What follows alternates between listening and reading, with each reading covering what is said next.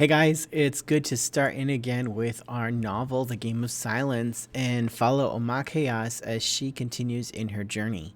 As we talked about on Monday, we're going to spend some careful attention to the way the plot develops. But for now, I just wanted to read the next chapter for you, get us back in the story, and then when we come back together in person on Thursday, we will spend some time thinking about the plot and matching what we've seen so far with the plot mountain, the pyramid we talked about yesterday. So let's get started reading. Just to remind us where we are, Omakayas is kind of feeling down because the men are gone and Two Strike is getting all the glory and she's kind of stuck. She got into trouble for doing the wild ricing without permission and injuring the rice. And she's also having all these dreams, and these dreams are telling her that she needs to get away, to go to the woods and fast alone. So she feels sorry for Two Strike because Two Strike is going, and she feels kind of guilty that she's not saying that she needs to go take her fasting journey. So chapter 8 brings us back to where we left off.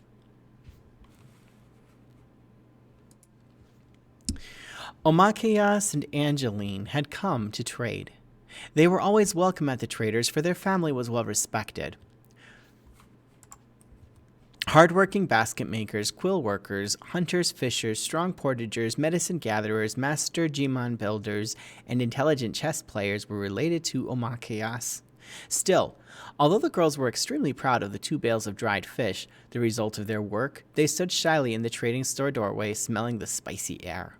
Finally, they gathered the courage to walk in. They set their heavy fish bales on the counter and looked around.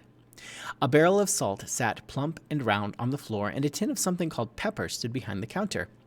There were 2 small casks of molasses, a wooden box filled with cakes of sugar high on a shelf. Bolts of fabric, red and blue trade cloth, calico with the tiniest of flowers and leaves on it, ribbons of every color, tools and bullets filled the counters and shelves. There were sweet-smelling medicines in small, beautiful bottles, peppermint, cloves, myrrh. Angeline sounded out the black marks on the labels. "What have we here?" said the trader as he came through the little back door. Seeing the 2 girls, he smiled and leaned back on his heels, folding his hands over his round belly. Angeline suddenly became very shy and pointed at the fish. The trader lugged the fish bales over to his scale, weighed them, and then tested a piece of one of the fish with the end of his knife. He nodded and then took a long flat fork and wiggled it into the middle of the bale. He drew out a morsel of fish, and with a shrewd look at Angeline, he popped the sample into his mouth. He chewed. The girls held their breaths. His eyes lit up. "Excellent quality," he said. He wrote down a number on a piece of paper, and now Angeline shook away her bashful air. She took the paper in her hand and regarded the number. She mouthed the Chimukamon number to herself to be sure, then frowned. Politely, but firmly, she took the pencil from the hand of the trader and slowly constructed another number. "Oh, sharp dealings from these pretty girls!" The trader crowed, delighted to have the chance to barter. He tapped his chin with the greasy pencil, wiggled his eyebrows up and down, and wrote yet another number. Reading it, Angeline impatiently shook her head and tapped on the number she had written. The trader heaved a sigh and wrote down yet another number. This number made Angeline bite her lips and narrow her eyes. She hesitated, took the pencil, and carefully wrote down still another number. At last, at this number, the trader nodded and stuck out his hand. "Hawa!" Omakayas almost shouted with pleasure. It was exciting to see her sister behave so strongly and with such purpose. Now, with the credit that their baled fish brought, they looked at the items in the store with new eyes. The spools of ribbon, the loops of brilliant glass beads, the fabrics and the candies, all were available to them. They had a rich, substantial feeling. "Little sister," said Angeline, "you thought that I was working to buy a gift for a fishtail. You were right. But here is something you don't know. I was also working to buy something for you. Little sister, you need a new dress. Look at the one you are wearing." Omakayas hadn't really thought about it, but now, as she looked down at the trade cloth dress she'd been washing out and wearing all year, she saw that it had tiny holes in it from eager raspberry picking. It was stained and mended, faded on the front and hem. She was surprised to see how old it looks next to the new material in the store. How happy she was to pick out fresh new cloth. She looked for a long time at the blue, but it was too much like the dress she had. She considered the yellow, but then changed her mind and with a firm nod settled on the red. Angeline had it cut and then bought white beads for trim. She also bought brilliant beads and enough expensive black velvet for a vest that she would make for Fishtail. Here they are in the shop, looking at the fabric, looking at the dress. I like that picture. Omakayas wanted to ask whether the vest would be a wedding vest, but she didn't dare spoil the good feeling between them.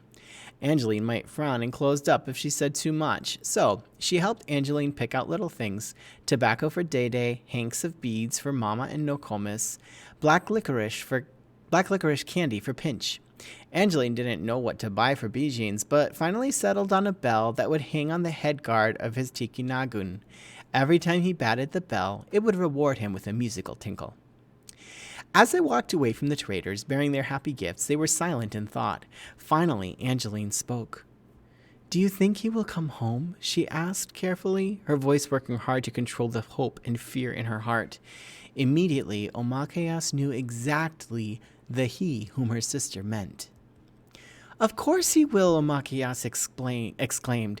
It had not even entered her mind that Fishtail might not return. There were dangers, of course, but she knew that he was strong and clever. "When he comes home, you'll set up your lodge," she teased, "and in no time, I'll be an auntie."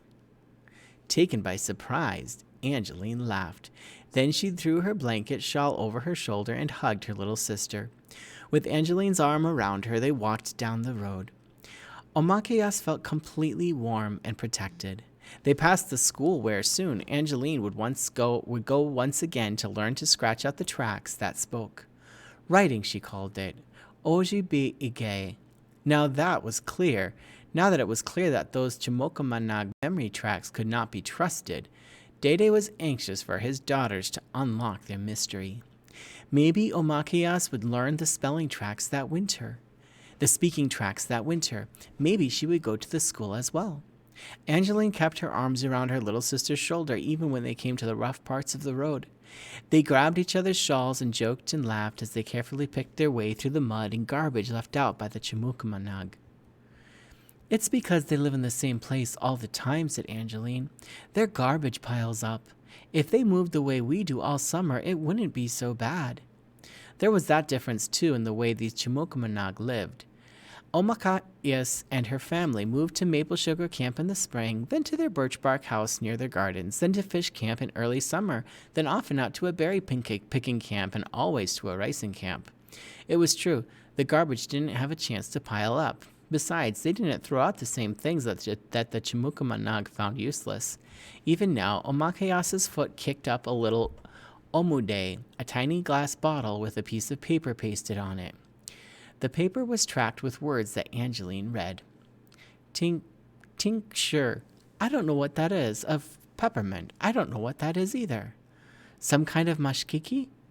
Let's keep it and ask the break-apart girl. Angeline liked the break-apart girl too and wanted to visit.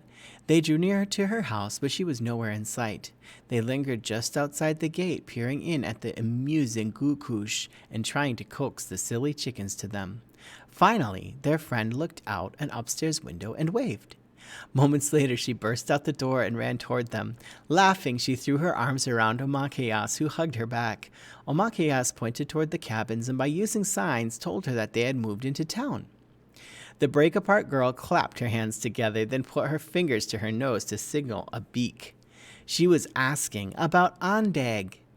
Omakayas pointed south. For 2 days now, she had not seen her friend, nor any other crow on the island. The break-apart girl was so friendly, so good to them. Surely she did not want them to leave. Omakayas wanted to ask her why the others, the big Chimukamanag, wanted her people to go off into dangerous territory, but the idea was too complicated to get across by signs. As always, walking along, the break-apart girl brought out a treat from her apron pocket. This time, it was a kind of Chimukaman bread that was made with something sour in it. The bread was chewy, soft, delicious. The girls munched slowly as they walked toward the beach, and when they got there, as always, they bared their feet and stretched their toes in the sand. It was a warm fall afternoon, and the water was perfect. All summer the sun had heated the lake, and it took a long time to cool off, so the water was warmer than the air, and even warmer than it was in the beginning of summer. With a daring look, the break-apart girl pointed at the remotest part of the beach. She took off running. Holding their parcels carefully, Omakayas and Angeline followed. When they caught up with her, they set their parcels in a safe place and took off their dresses and put them neatly with their parcels. The break-apart girl took off her dress too, but kept on some clothing of trimmed white stuff. Omakayas wanted to see how the clothing was made, but it would be rude to look too closely. She couldn't help notice, though, that along with the dress, the break-apart girl had shed a stiff, short garment that had fit around her waist, pinching it tight.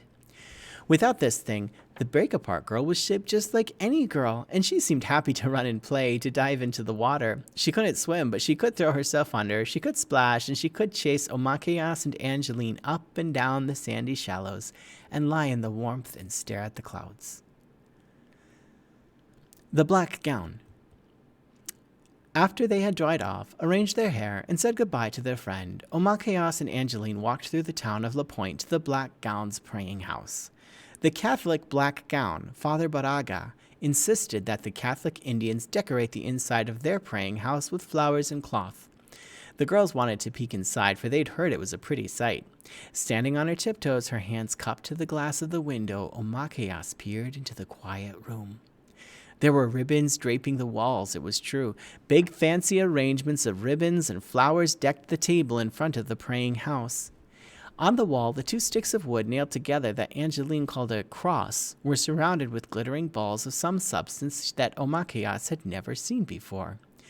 She tried to get a better look, strained forward, stood taller. Suddenly, as though lifted by a wind, she was hoisted into the air by a pair of strong hands. It was Father Baraga himself, lifting her closer. Pindigen, he invited. He spoke the words of the Anishinaabe, and although the words stuck in his mouth as though he carried a pebble under his tongue, Angeline and Omakayas understood most of what he said. He wanted them to enter this beautiful praying house and listen to his god, or Manidu. Miigwech, they said, thanking him as they backed away. They didn't really want to go inside. Father Baraga's face was grim even when he smiled, and he was something of an awesome and forbidding sight. In that black robe for which he was known, he stalked the streets of La Pointe looking for people to join in his praying house, and he ranged far and wide, visiting Anishinaabe in their camps. Father Baraga made Omakayas uncomfortable, and she was glad that her family clung to their own ways. Although they were not interested in his white god, however, Dede respected the hardy priest. He liked that the priest had trouble to learn their language and could speak so well with them. Anendi ge Dede? Father Baraga asked the girls. He wanted to know where their father was. He spoke with them for a while. The girls easily understood that Father Baraga wanted Miigwech to come visit the church and see the special decorations. They told the priest that their father was hunting and that when he returned, they would give him the message. Then they both felt a huge well of laughter bubbling up inside. There was no reason for the laughter, but it almost overtook them. Before they embarrassed themselves, they said goodbye and ran swiftly off. The next day, the break-apart girl came walking up to the cabin with a basket on one arm. She was wearing a long blanket cut and sewed in an interesting way. The blanket flowed down over her shoulders to the end of her majigude. It covered her break-apart waist, which Omakayas now knew was terribly pinched in by the odd garment she wore underneath. On her head, the girl wore a small cloth bucket. Everyone exclaimed at it. Nokomis brought her in and sat her down in the corner of the cabin. The girls took her head bucket off and gave it to Nokomis to examine. After Nokomis looked it over, she approved the stitching. If you put a bottom on it, you could use it to carry things too, she said. It could be useful. The break-apart girl had no idea what Nokomis said, of course, but she smiled with all her teeth showing. Then she took the cloth covering off the things she had in the basket. There were 2 small bags of flour and another of salted pork, which was very good to fry with fish. The girls pushed these things at Nokomis, who thanked her profusely. Everyone sat together without speaking, unable to communicate any better than to smile and nod from time to time. After a while, Omakayas grew tired of this and gestured for the break-apart girl to come outdoors with them. The women of the family were preparing for a sweat bath. and Omakayas and Angeline invited the break-apart girl to join them. Old Tallow had already prepared the huge fire with the stones in it. The stones, or asinig, or grandfathers, were nearly ready to be placed inside the lodge. They were red hot and glowing in the big fire. It was time to bring in the bucket of water and sing the right songs. Omakayas gestured to the break-apart girl to walk with her to fetch water, which she did willingly. Everything else was ready when they got back. Old Tallow was already inside, and also Nokomis. Yellow Kettle was outside tending to the fire. Angeline slipped off her dress easily and showed the girl how to crawl into the doorway. "Ombe!" she called very cheerfully from inside. The break-apart girls seemed frozen, rooted to the ground, and drew away, smiling faintly, when Omakayas pulled at her blanket coat. "Come in," she said. "You will feel better. This is good for you." But although Omakayas smiled in as friendly a way as possible and took off her clothes in a laughing way and tried to make the Chimukaman girl comfortable, the break-apart girl was clearly embarrassed. With many a wave, she turned and walked swiftly down the path into town. And so, together, the women proceeded to enjoy themselves. When the door was closed, they sang and prayed. Nokomis placed pinches of fragrant tobacco on the glowing rocks and spilled a dipper of water on them. The cleansing steam filled their lungs. When it got so hot inside that Omakayas couldn't stand it, Old Tallow raised the skin flap on the doorway. They breathed the cool outside air for a while, and then, using two big antlers, Yellow Kettle picked more rocks out of the fire and brought them into the lodge. Again the flap was closed, and the medicine, good-smelling cedar tips, was sprinkled on the rocks. Dippers full of water were poured out, and the steam rose again. The women usually brought the grandfather rocks in 4 times and prayed in each direction. Afterward, they let the rocks cool slowly and ate a bowl of rice and berries, cleaned up the lodge, let the outside fires burn down. Night had come, and now the fire glowed in darkness. Soon there was a pure and peaceful moonrise. As the older women talked together just outside the lodge, Omakayas made herself very quiet. She curled on the fragrant cedar where the hot stones still emitted a gentle warmth. She kept her ears open, although she shut her eyes and pretended to sleep. It was the best way to hear things the women thought too grown up for her ears. She heard Two Strike's name. Two Strike, is our little frog asleep? Looks like she's sleeping. We had a time with her, that child. Nokomis was talking, for it was she who had been called upon to spend time with Two Strike. She listened, said Nokomis, but did she hear? I don't know. Her father was never strict with her after her mother died, and Muskrat has her hands full with Lepatre. Omakayas didn't have to open her eyes even a slit to see that Nokomis made the quick fist-to-mouth sign for drinking the Ishko de Wabu, the water that burned. Albert had developed a love for the stuff that disarranged men's minds. Day rarely took any of it, for he said that the burning water was a false spirit. Muskrat said her troubles with Two Strike were much less before Albert took the Ishko de Wabu. Anyway, we put her out to fast. Where at? The little northwest island. We wanted her to stay out there, not run away. That was a good idea, Old Tallow laughed. If she's going to be a leader, an Ogichi Dakwe, Nokomis said, she needs to listen to her elders. She can't go around talking back and stirring up the little boys all the time. At the same time, said Yellow Kettle, you don't want her to kill her spirit. You don't want to kill her spirit. I've had to be careful too with my Omakayas. Omakayas kept her eyes smoothly shut and breathed evenly, although her heart raced. She could almost feel Yellow Kettle's eyes upon her, checking to make sure she was still asleep. Our girl might seem dreamy, but she very definitely has a gift. I'm sure of it. Nokomis, you told me. Gegetsa, agreed Nokomis. She has a deep spirit. Omakayas can tell me the medicines too as we walk in the woods. She knows so many of them already, I'm amazed at her knowledge. Sometimes I think she is told how these medicines work by the Creator as well, for I am surprised at what she says. I am surprised too, said Angeline, by how much she can remember. Not as surprised as Omakayas, who almost sat up in amazement at the praise from her big sister. The one I feel sorry for is Twilight, Angeline went on. She has lots of extra work to do. That boy who lives at their house, the son of the old man, he does help out, although he always looks like he just bit into a green walnut. The women laughed a bit. You're right, said Yellow Kettle. You never see that boy smile. He's glaring all the time. But he lost so many, it's no wonder. Maybe that is why the old Miss Gopine says is so good-hearted. You value life, then. The women agreed, as did Omakaya silently in her heart. Said Nokomis. We'll bring Two Strike back tomorrow. We'll see how she did, if she got some help out there. If she won't listen to her elders, at least she better listen to the spirits. Omakayas felt a fuzzy, comfortable warmth stealing up along her limbs now, and her head felt very heavy on her blanket on the ground. Fire flickered on the insides of her eyelids. She tried to keep listening, but the voices of the women blurred. The cozy warmth invaded her, and soon she was drifting softly into her dreams. There they are talking. And that's the end of chapter 8. I hope you enjoyed it.